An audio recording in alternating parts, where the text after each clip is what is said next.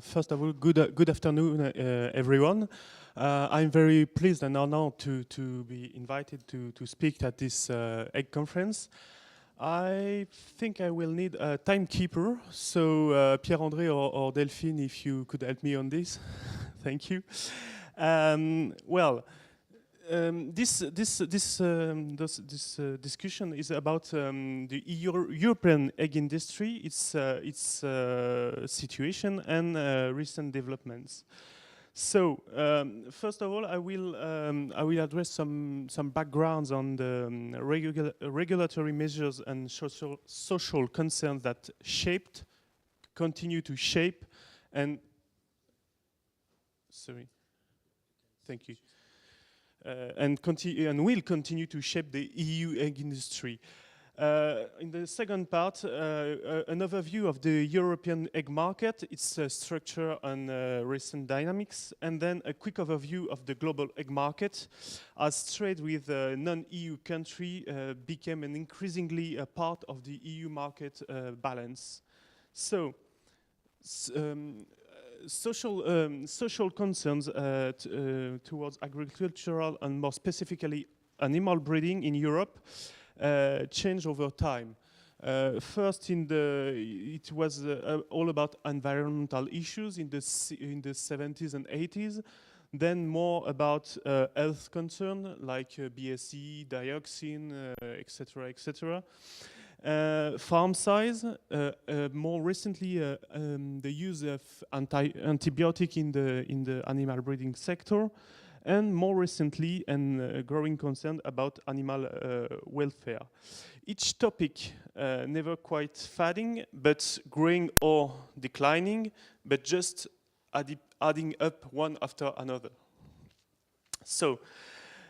Concerns about animal welfare emerged in the 90s, roughly in the 90s in Europe, first in Northern Europe, and then spreading to the whole European market.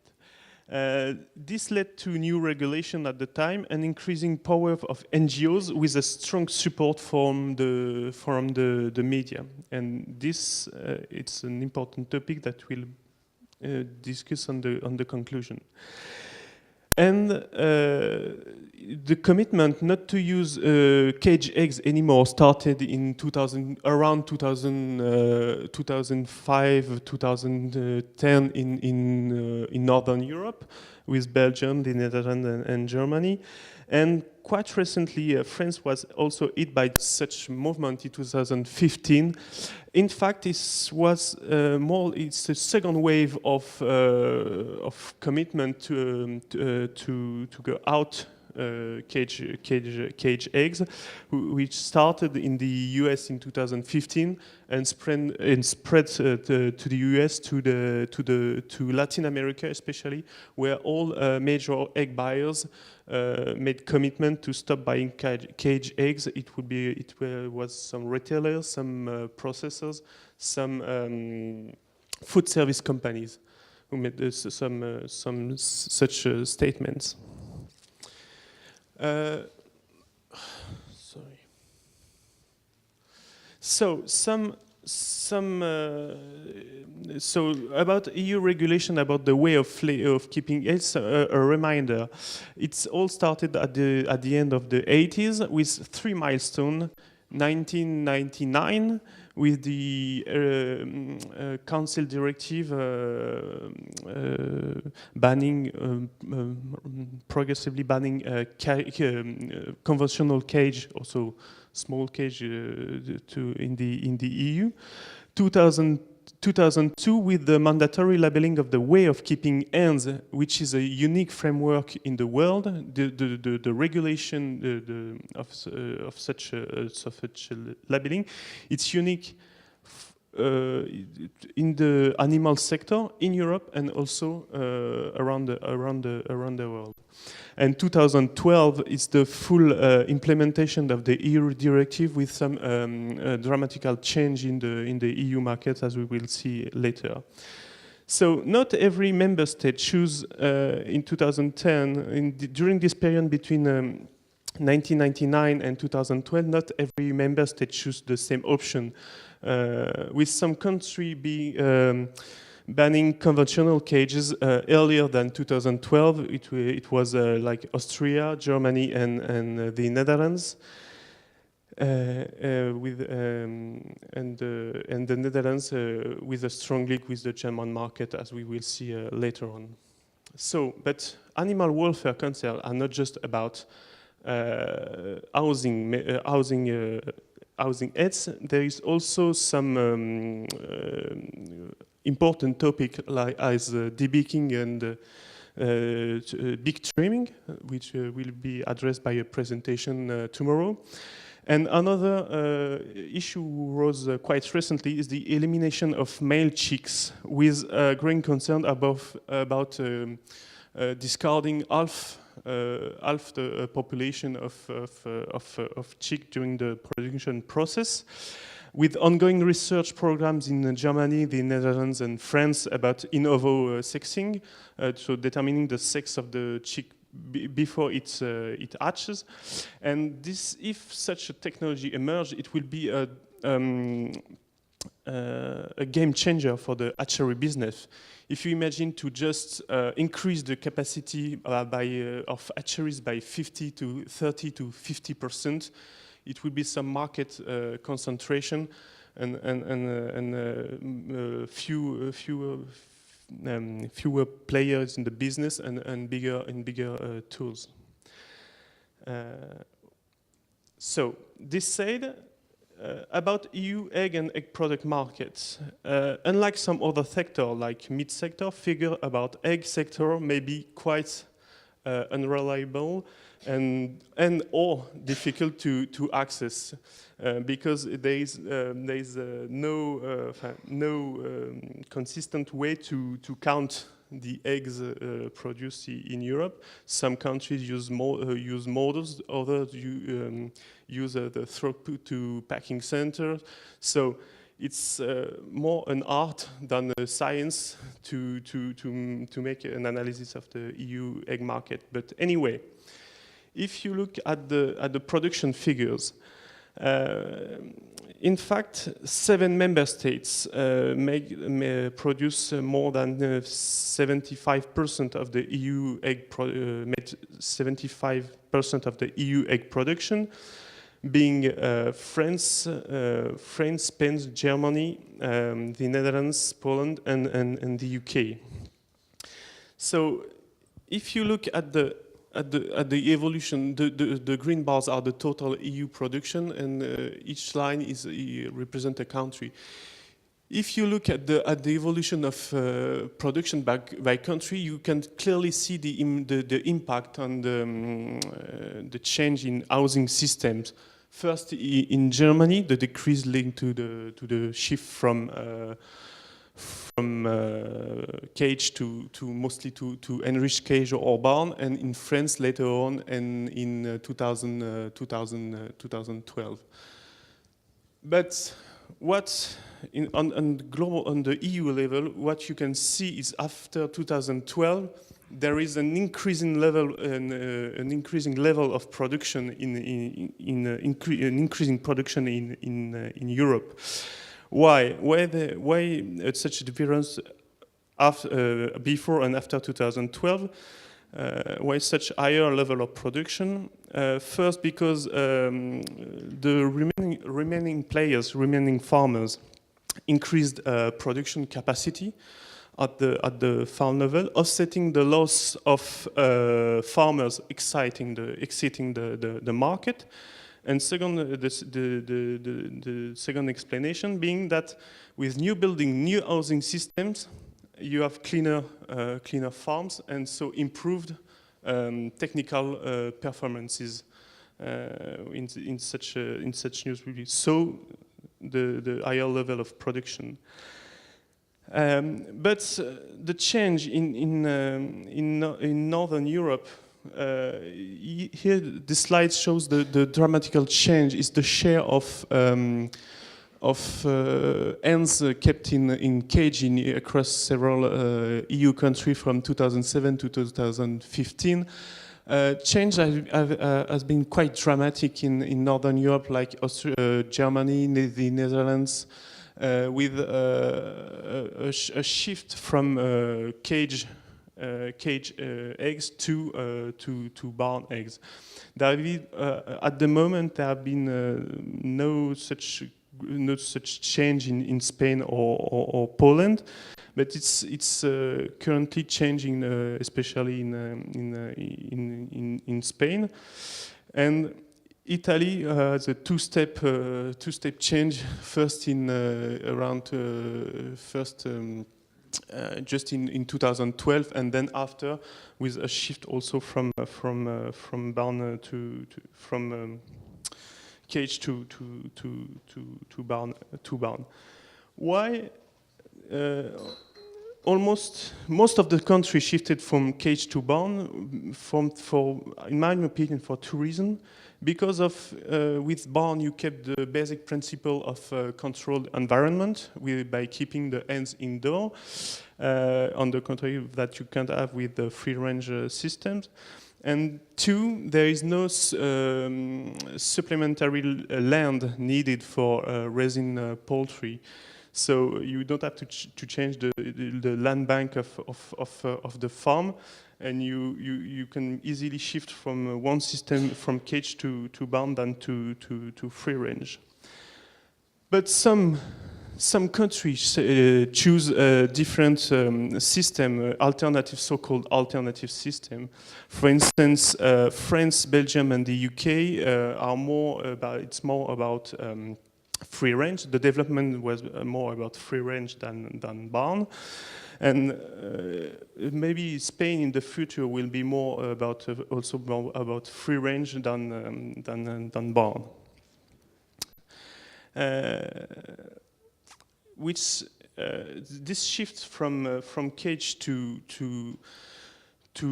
alternative system, which being barn or especially free range organic, has an impact on the feed sector, because usually, even if it's improving,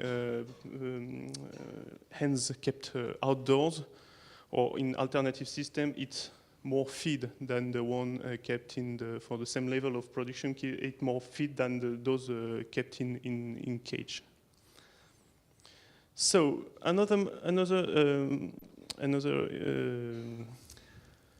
pattern is it's a map that's showing the level of self-sufficiency in egg, the ratio between production and consumption across Europe. And there is almost three types of country. The clearly net exporters in dark green. They are more oriented toward export, but it's not so clear. For instance, France and Italy usually change from one year to another from being importers to net exporters. And the net importers, the big importers being mainly Czech Republic and Germany, and also Switzerland. In fact, there is close tie between the Netherlands and Germany, and also close ties between Poland and the Czech Republic. The deficit of Germany being the excess of egg production in the Netherlands, and the deficit in Czech Republic being part of the excess of egg production in Poland. So, and finally, there is also a variety of patterns for egg consumption across Europe. First of all, the quantity of egg per capita consumed in each country. Those figures are estimates. The orange yellow bar being the shell eggs consumption, green one egg product, and pink red bars being no information about the split between egg product and shell eggs. So in terms of quantity per capita consumed per year, it goes from 1 to 3. between, for instance, Eastern European countries and Northern and Western European countries like Spain or Denmark, and also in terms of the share of egg products in the total consumption, from the higher share being in France and Italy, around 35-40%, while the EU average egg product share of egg product within total egg consumption being around 20%.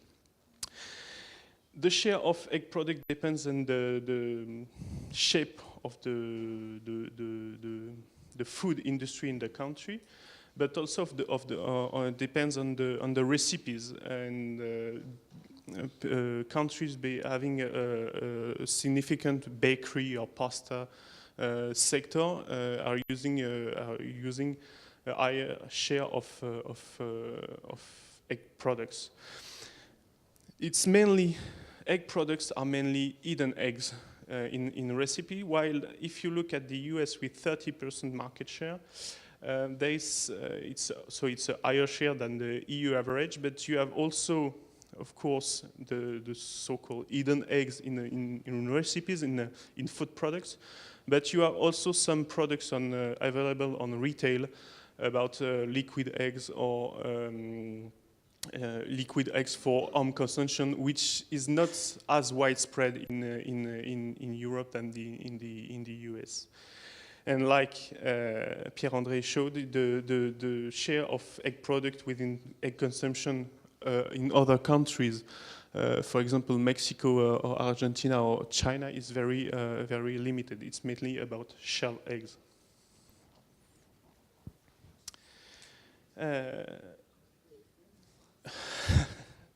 Sorry. A few words about European egg companies. Having European egg companies having production facilities beyond their country of origin is quite a recent phenomenon. Mainly in the Netherlands, each major Dutch player operates on the German market. You can consider the Netherlands and Germany as a single market, in fact. And what's changed also is the market concentration, the share that one company, the market leader, have in one country, with some quite advanced market concentration in the UK, in Italy, but also in Scandinavia, with only two companies making the bulk of the production. But also the important topic is the diversity of the business models in the egg sector, either from a cooperative or privately owned company. From the base of my knowledge, there is no egg company on stock exchange in Europe, and also the relationship between each part of the egg value chain. Some company being integrators from feed to egg products, and some companies being specialized in one sector, like just pure egg packers having contracts with farmers, or pure egg product producers specialized either in dry egg product or liquid egg product, or just for the egg product for the retail or the industry. So, in fact, there is a wider. The difference in business models are greater within a country than between European countries. So it's quite difficult to make a general overview of the egg business. But what we can see that the trend is that there is some regional market concentration in Europe, emerging regional European market. Obviously, Northern Europe between Belgium, the Netherlands, and Germany. One more recent emerging regional market in Europe is Scandinavia, with Denmark, Sweden, the Baltic countries and Finland, and an arguably regional market between Portugal and Spain. But beside these clear regional markets, there is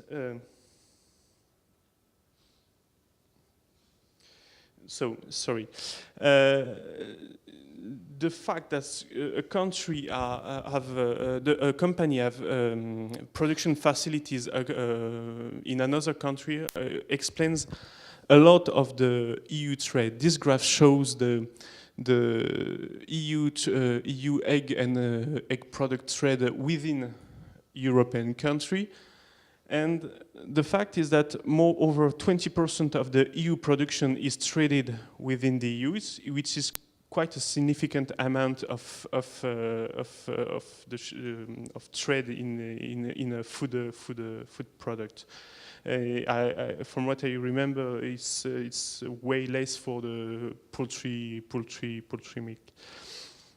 There has been a strong development of EU egg and product trade within the EU up to 2012, and then a slowdown. Such a slowdown mainly due to the Dutch-German trade, which accounted for 35% of intra-EU trade in 2012, and now just account for 25%. The fact that Germany is becoming more and more less dependent on imports, even from the Netherlands. And if you look at the products traded, it's mostly shell eggs. 60% is basic product shell eggs, either for retail or for breaking, and especially from neighboring countries. For example, Poland exporting to Czech Republic, Netherlands to Germany, and Spain mainly to France for mainly eggs for breaking.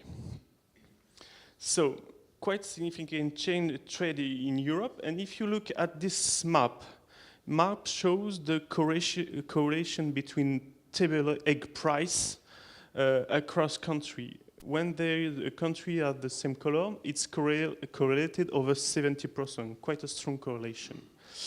And the countries displayed in green account for 70% of EU production. It means that there is a market shock in one country quickly spread to another EU country in the egg sector.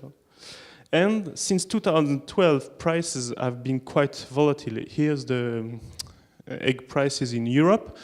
In 2012, the sharp increase is related to the conventional cash burn and the lack of production, because production facilities were empty at the time.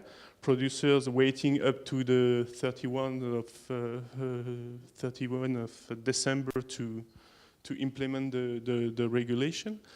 And in 2013, an oversupply because of the increased level of production, while every producer expecting its neighbor to go out of business, and not anticipating the fact that there will be another one who will build twice the size of its previous production capacity in Europe. So and then in 2013 it was quite quiet, and then in 2015 the surge in egg price was due to the avian influenza in the US, especially in the Midwest, which led first of all with some withdrawal of the US from the global markets, so less egg product availability for less US egg product availability into Europe, into Asia, and some export opportunities for the European country, especially Spain for the shell eggs for breaking, and the Netherlands. And then in 2016, this tremendous surge in price is linked with the free protein crisis in the Netherlands, but also a small part with the avian influenza in Italy, which claim a little less than 1 million laying hens. So the market since 2012 have been quite volatile mainly due to external shocks lately. So, global perspective. Non-EU markets are has always been part of the EU market balance, okay, but it's an increase with the increased European production. It became an increasing part of such internal European market balance, with first of all the decreasing import levels starting from 2013. Because of the egg oversupply in the EU, and then for the change in the market, the egg market in Europe, being the demand for alternative, so-called alternative egg for alternative egg products increase, which only at the moment, mostly the European can provide such type of eggs. The other country being more into cage eggs, while it's quickly changing in the US. And some exports opportunities, mainly, well, first in 2015 it was the US, okay, but mainly in the Middle Eastern region, Africa, when it's too much eggs on the market. Africa is a good market, and also egg product for Asia. But if you look at the global trade in the egg sector, you have to remind that only 2%, if you exclude, if you consider the European Union as a whole country and you exclude trade within European countries, only 2% of the global egg production is traded around the world. And that 65 to 70% of the volumes are shell eggs, basic products, and it's very specific trade flows. For example, the Turkish exporting to Iraq, Belarus exporting to Russia, and US, Canada, Mexican trade. And if you withdraw all this specific trade, there is almost no shell eggs, less shell egg trade around the world. And the third pattern is that since 2012 to 2010, there is no growth in volume in the global egg trade. It's a stabilization. And in fact, if you look at some major importing country like Canada, like Japan, okay, Switzerland, you can see that there has been at least a stabilization of the country dependence to imports, and even an improvement of the self-sufficiency ratio in those countries. So they are increasing slightly sometimes their local production to address their local market. The second part about global market is that, okay, one driver of the global trade is the quantitative, the egg deficit, quantitative egg deficit. The other one is the imbalance between the use in yolk or white use. Two regions being mainly users of yolk, just because of the food recipe like bakery pasta, being Europe and Latin America, Anglo-Saxon country being more inclined toward white, and two big region being more about white, being Eastern Europe, ex-USSR countries, and Asia. But the demand in the white is not the same white. For example, in Russia, for what I understand, it's more about forming properties. That the market is about more forming properties, and in Asia, it's more about the gluing properties of the egg weight. And in this stable market, there is also a growing competition. If you look, the figure here is the total egg production, and the percentage is the share of the region or the country in the global export. So two main players being the European Union and the US. It was more balanced in before 2015. The region being more exporting almost the same global amount of egg and eggs products, but due to the avian influenza in 2015, Europe gained market share. So two big exporting region, and some challenge. And if you look at Turkey accounts for 23% of the global egg export, but it's only shell eggs, and for one destination, Iraq. The threat being for European market being that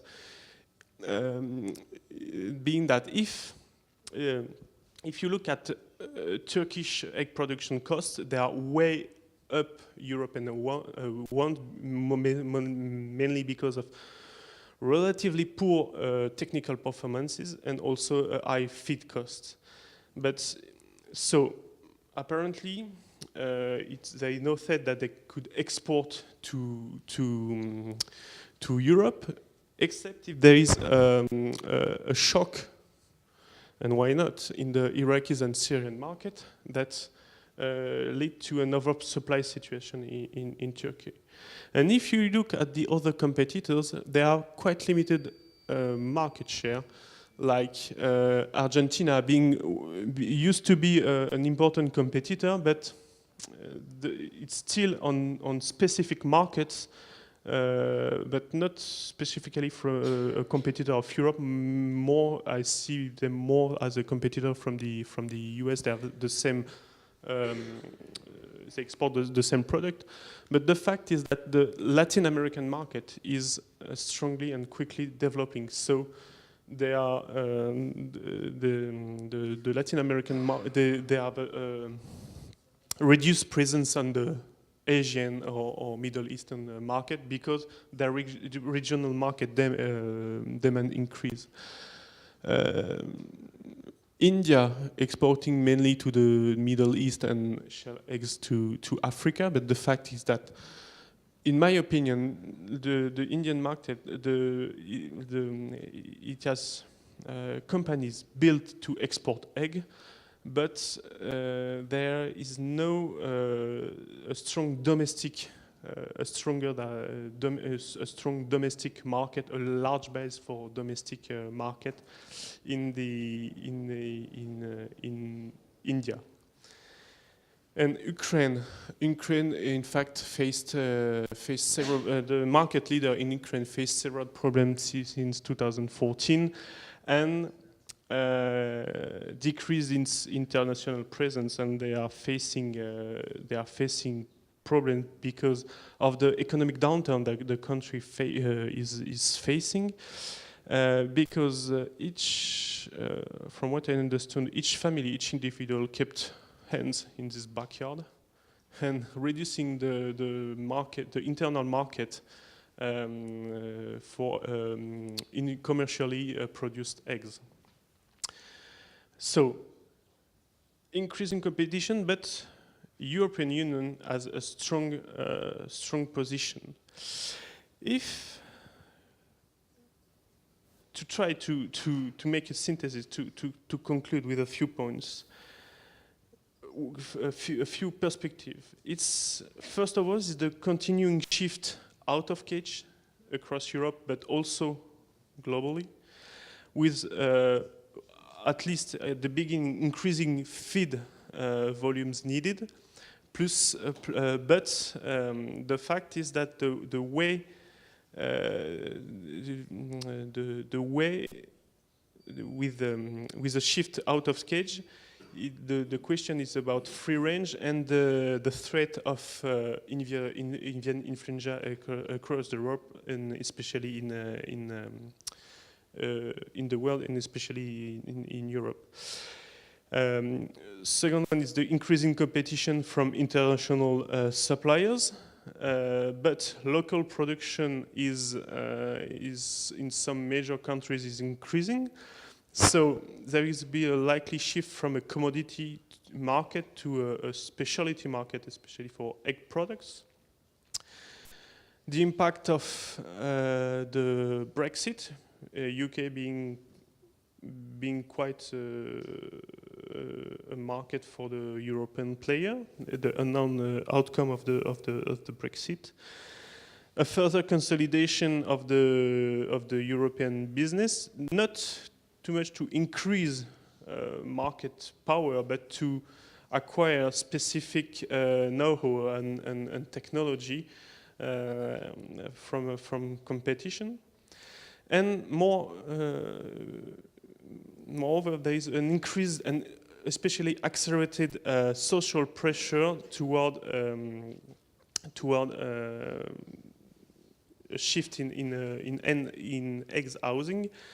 The acceleration being the key word, because it's not that it's not too much about consumer demand, which is shifting less rapidly than the social pressure, which is increasing and